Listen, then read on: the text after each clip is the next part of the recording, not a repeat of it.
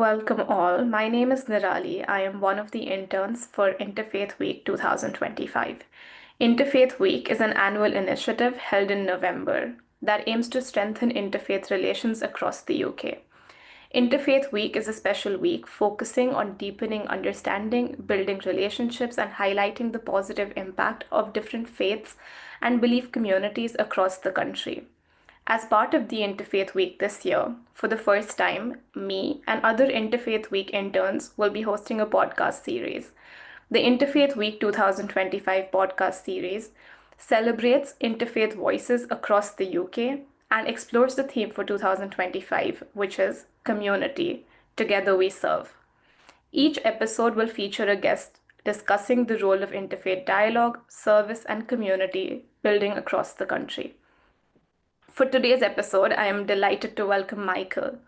Michael is Executive Chair of the Religion Media Centre, partner of the Religion and Belief Literacy Partnership, and a consultant to the City of London's Faith in the City. He was formerly Head of Religious Broadcasting at the BBC. Welcome, Michael. It is so lovely to have you with us today. Could you Thank start you. by telling us a little more about yourself and the organizations and networks that you're a part of? Well, I come from a religious family. We're part of the Methodist branch of the Christian church, and I was always brought up to believe in God, and I've never really had any doubts along my way. However, I didn't really know anything about interfaith when I first went to the BBC. I started putting people of other faiths onto Pause for Thought on Radio 2, which is one of my jobs. And the more people I met, Rabbi Hugo Grin, some people might remember, Rabbi Lionel Blue, and people from other faiths too. And I started to get a bit more interested in it. And I rose up the BBC rankings and ended up after a time as a producer and director on Songs of Praise and working in radio for many years. I ended up as head of religious broadcasting back in 2006. And looking back on that now, I was very ignorant of the full interfaith scene when I was doing that job. I shouldn't have been, but I was, because I just hadn't met many people from other faiths, I guess, at that time, apart from through professional courses. And then I left the BBC in 2010 and joined the Cambridge University Interfaith Programme. And for the first time, really, I was flung into the world of meeting people of other faiths properly and getting to know them. And gradually, as the years went by from there, working on various projects like a faith garden, we set up the Senior Faith Leadership Programme while I was there, which is still going strong. I started getting involved in religious literacy work, particularly with Professor Adam Dinham at Goldsmiths. And I started to see the real importance of understanding people of other faiths, not necessarily becoming an expert in all the details, but understanding why it's important to people. Mhm. And that led me into the work I've done with the Religion Media Centre because it used all my media background to look at the way religion was reported. And I think everyone agreed before we set it up that it wasn't reported very well. Journalists did their best, but there was quite a bit of religious illiteracy around. And so we set up the Religion Media Centre to help reporters cover religion. What we didn't realise was that there was going to be a huge audience for what we were doing there. We can talk about that a bit later, but that's become a very big part of my life. But also we realised that it wasn't just about making the media better informed, helping the media to be better informed with an independent resource. But we also looked at things like the civil service, the public sector, and the fact that there were a lot of mistakes being made in government around issues of faith that revealed a lack of understanding.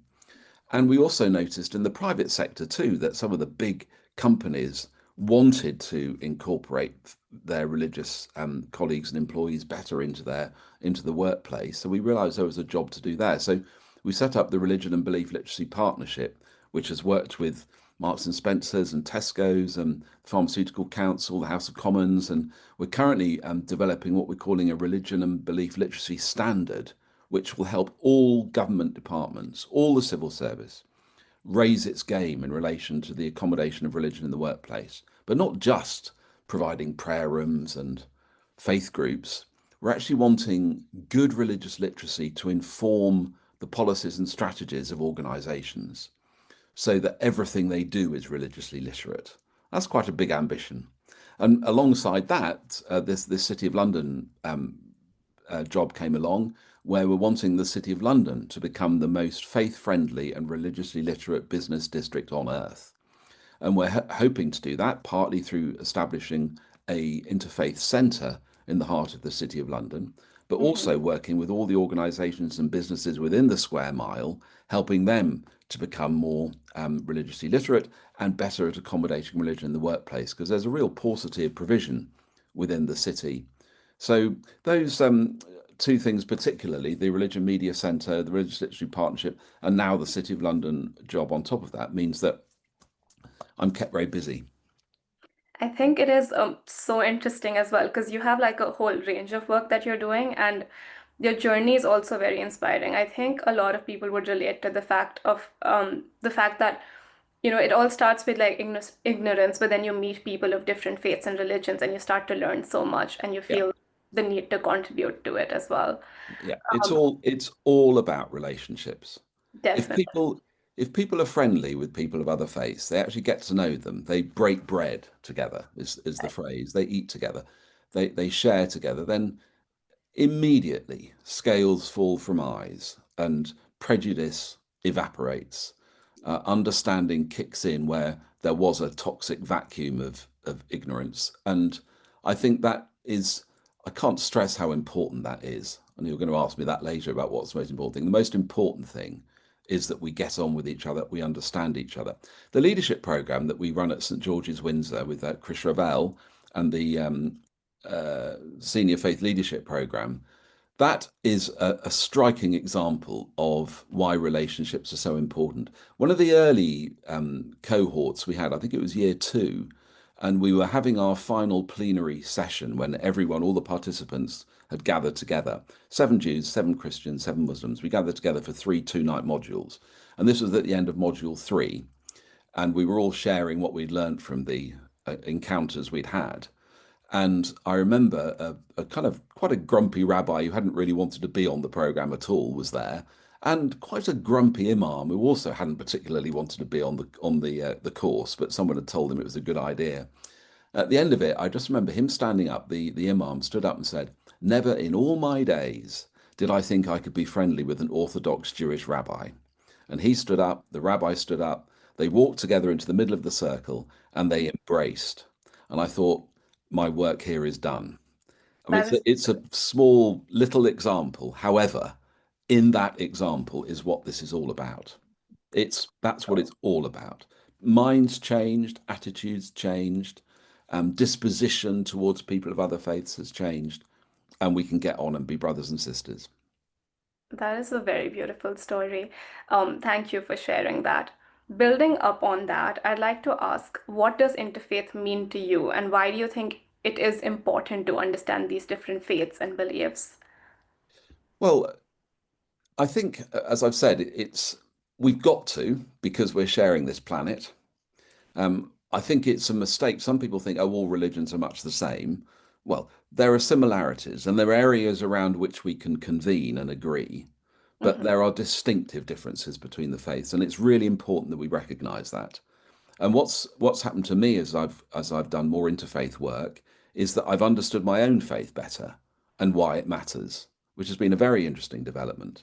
We Mhm. practice something called scriptural reasoning that many people listening will know about, I'm sure, where you share together your scriptures an atmosphere of hospitality and welcome, and a theme is chosen. For example, the environment's a good example because all faiths can convene around the environment banner because we all believe that God created the world and left us in charge of it, which is probably a mistake on his or her part, but we share scriptures from the Quran on the environment and the Hebrew scriptures and the Christian New Testament. We read the text together and we discuss them. And in that process, with understanding and respect, and some allowance for disagreement too, it gives a real insight into why I'm a Christian and I don't want to change. I have huge respect for other faiths, but I'm happy where I am. And now I understand better why I'm happy where I am. And that's really important. And people of other faiths have done the same too. So it's crucial because it's about the fact we share this world and we've got to get on with each other. And when we don't get on with each other, it's just awful. So we have no choice. You must do it. And for me, that has been a massive journey of revelation and insight. And now I am passionately into faith. And in fact, if I'm not talking about other faiths too, with my natural ignorance and I don't know all the facts, but without including them in my thinking and particularly in the jobs I do, I've always think there's something missing. Where are my Jewish friends? Where are my Muslim friends? Where are my Hindu friends? They should be here. We need to be talking about this together. It's a funny thing. It feels incomplete now, and that's been a massive journey for me. That is very inspiring, and I like how you said that we all share the same planet, so we don't have a choice but to get along. No Um, choice. I agree with that completely. This year's theme for the Interfaith Week is Community, Together We Serve. What role does social action play in bringing people from different faith and belief backgrounds together? Well, you can talk and talk, and I enjoy that. And talking's important because it is about building up relationships. However, doing stuff together is also, well, it speaks louder than words, as the saying goes. I'm thinking particularly, as we're talking about this, of the Jewish Mitzvah Day, where they bring people of all faiths together to do good work in the community. It's a fabulous vision, and it gets a lot of publicity every year, every time they do it. And it's a way of faiths coming together to show that we are all wanting the same thing: good community relations. Our communities are fractured at the moment. They're fractured because of ignorance, because of bad disposition, because of people stoking up division rather than looking for ways in which we can come together. And I'm appalled by the people that are doing that. Some people doing it in the name of faith, which is just shocking and really, really sad. So yeah, community cohesion is crucial. And the way you get that is by understanding, it's by getting away from fake news, it's by trying to, I was going to say silence, but that wouldn't be the right thing to do. It's trying to understand perhaps the mindset of people who want to break things up and divide, and then perhaps helping them through good communication, which would bring me back to the Religion Media Centre. So they're not picking up the wrong stuff in their echo chambers, in their online feeds, and the stuff their algorithms undoubtedly give them because they keep liking things that they like, and they only hear what they want to hear. But I think media is part of that. I mean, I'm talking all of media, not just the traditional media, but social media too is crucial. So the work we do in the Religion Media Centre is to help religious communities understand the way the media works so that they can use it better, because we're all broadcasters now. And we also help journalists understand the way the religious minds work. One of our big projects has been creating connections where we were hearing from all around the country, particularly local radio, local television, local newspapers, complaining that they weren't getting any religious stories. And we were hearing from the religious communities all around the country that, the media is not covering us. Why don't they come and tell our story? So we thought there's a disconnect here. Why don't we bring them together? So we called it Creating Connections, clever title. And we made them sit in the room together, get to know each other, exchange cards and email addresses.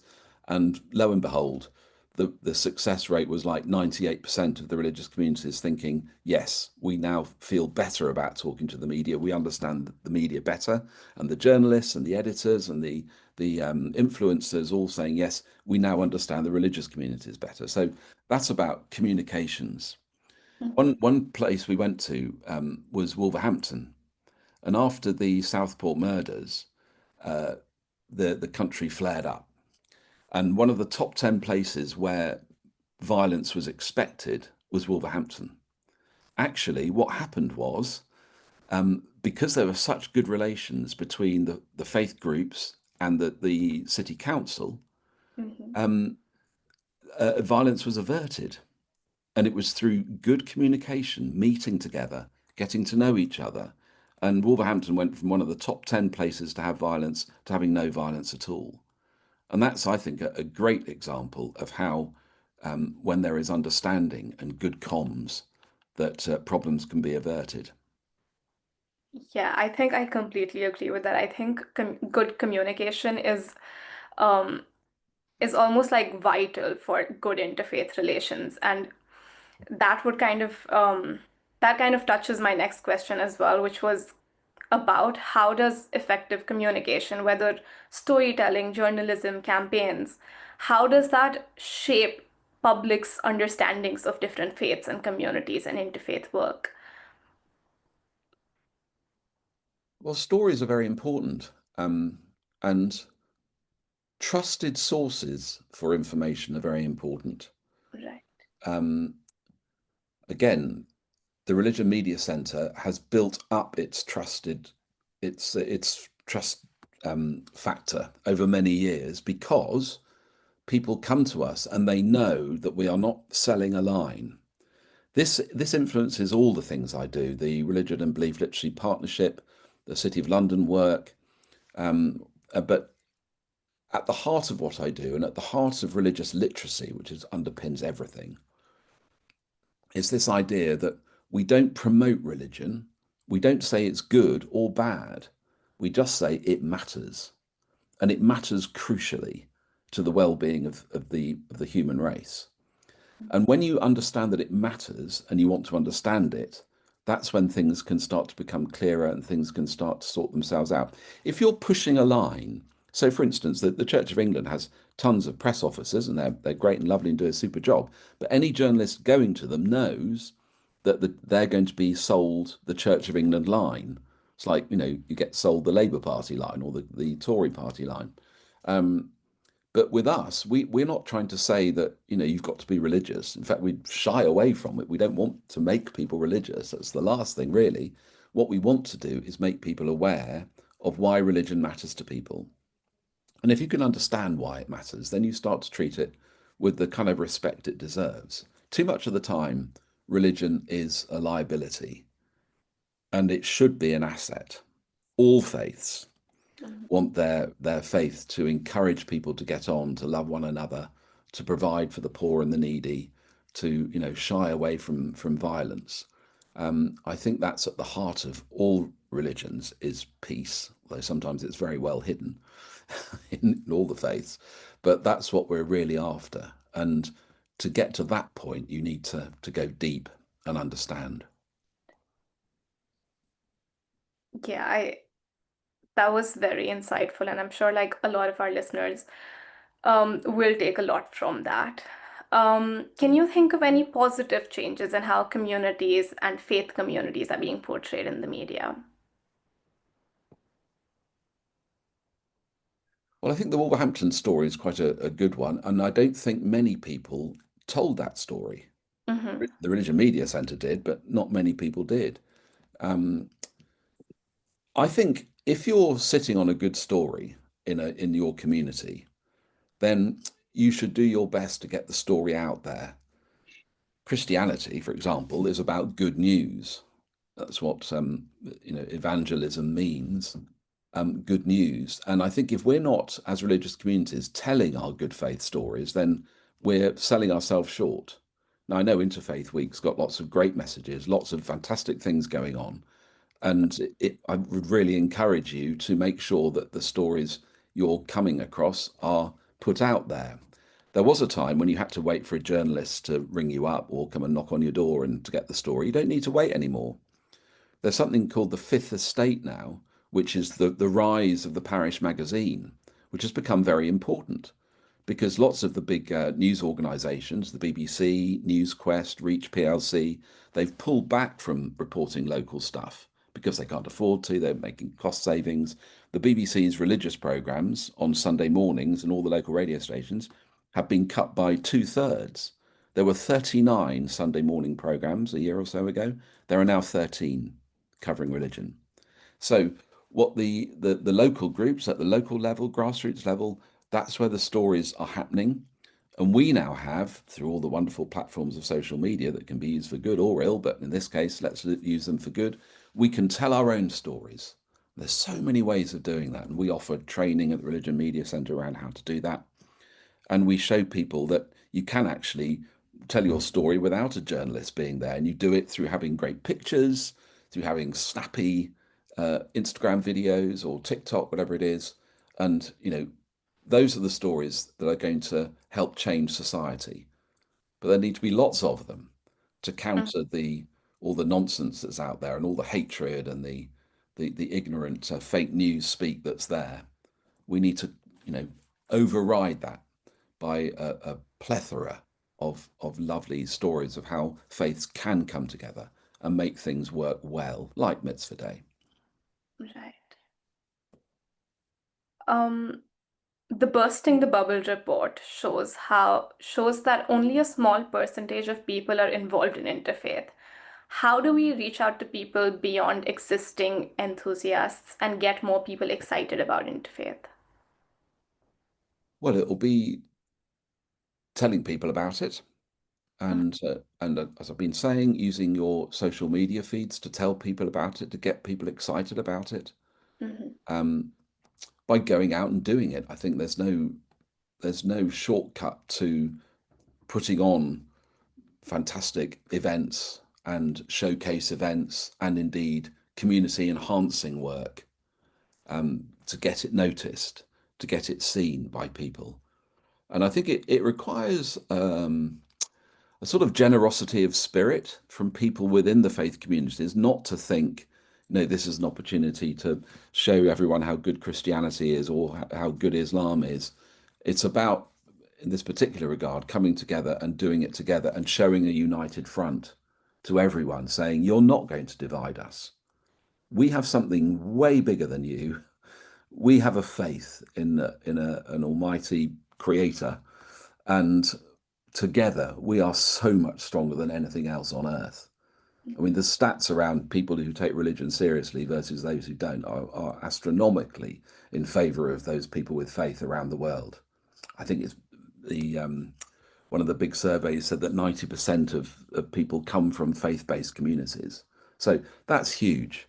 And when we come together, not as individual faiths, but as people of faith, we are a mighty voice that will bring all the terrible tyrants tumbling down from their thrones.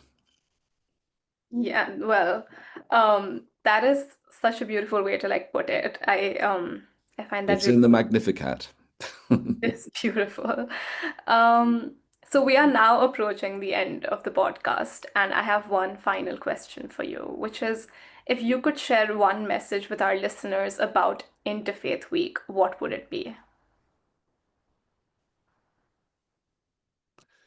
Well, you have to get involved. I mean, I'm fortunate because, you know, all my life and certainly all my work is connected with this, and it's massively enriching for me. But if you're not involved, you won't really know, and you won't get that exciting buzz of knowing what it's like to be with people of other faiths. So find out all the wonderful stuff that Interfaith Week is offering, and I know there's lots of good things going on. Mhm. Um, find contacts who can help you get involved in the various projects and get stuck in. There's no substitute for actually getting out there and getting involved and doing it. There's so much good work that needs to be done, and such a momentum at the moment around all this that we can shout louder than the hate mongers. Definitely. So I think that is all we have for today. Thank you so much for joining us, Michael. Thank Um, you. I truly enjoyed this conversation, and I think I personally learned so much from it, and I'm sure our listeners will too. I also definitely want to emphasize how you talked about the value of like good and effective communication and how we can all be storytellers. We all have the platform of social media now, and we can use it for the better. So thank you for sharing that with us. And thank you so much to all those who tuned into this episode. There is still time to get involved in Interfaith Week and to find out what's happening in your local media, in your local area. Head to the Interfaith Week website or check out our social media. We will include all the links in our description. If you want to get in touch with me or any of the Interfaith Week team, our details are also in the description below. Thanks again, Michael, for joining us, and to everyone tuning in. We hope you've enjoyed this episode and feel inspired to be a part of Interfaith Week. there will be more episodes released this week with lots of more exciting guests. Until next time, bye.